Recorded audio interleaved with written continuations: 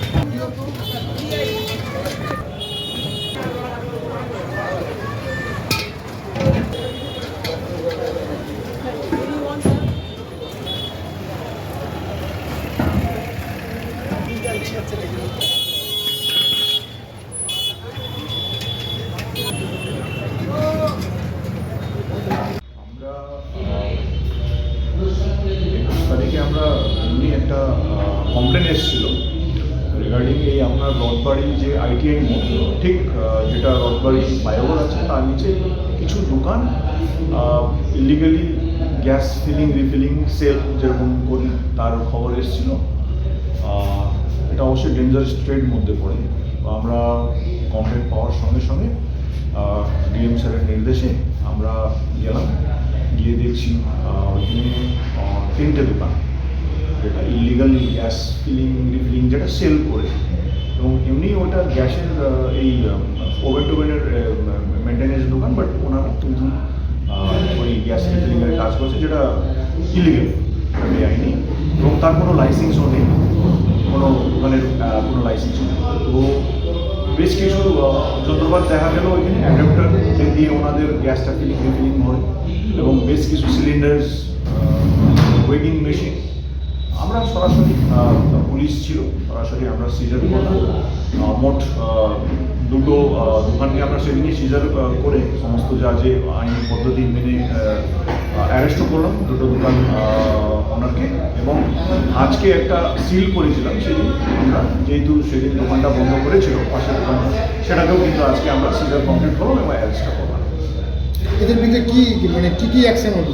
এদের প্রথম তো হচ্ছে ইটস ডেঞ্জারাস ট্রেড। ওইভাবে ওই রকম জায়গাতে ট্রেড করা বেআইনি, কারণ ফ্লাইওভার বুঝতেই পারছেন, ফ্লাইওভারের নিচে ওরা কিন্তু এই কাজটা করছে।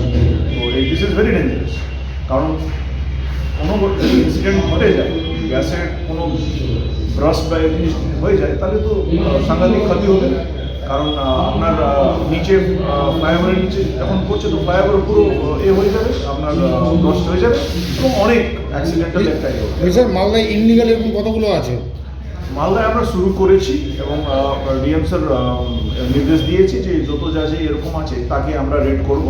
এই আপাতত 3টে আমরা রেড করে এবং অ্যারেস্টও করেছি। এবার এই প্রক্রিয়াটা আমরা চালু করছি। সিজ করছেন কটা?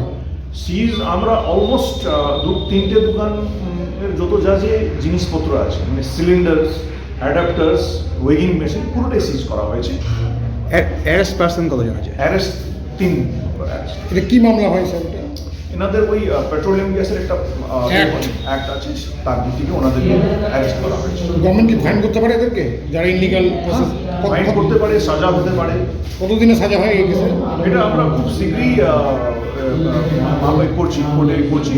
আইসি ইংলিশ বাজার সাহেব করে দিয়েছে অলরেডি, কেস অলরেডি স্টার্ট হয়ে গেছে 2টো, আর আজকে যা অ্যারেস্ট হয়েছে সে আজকেই হয়ে যাবে।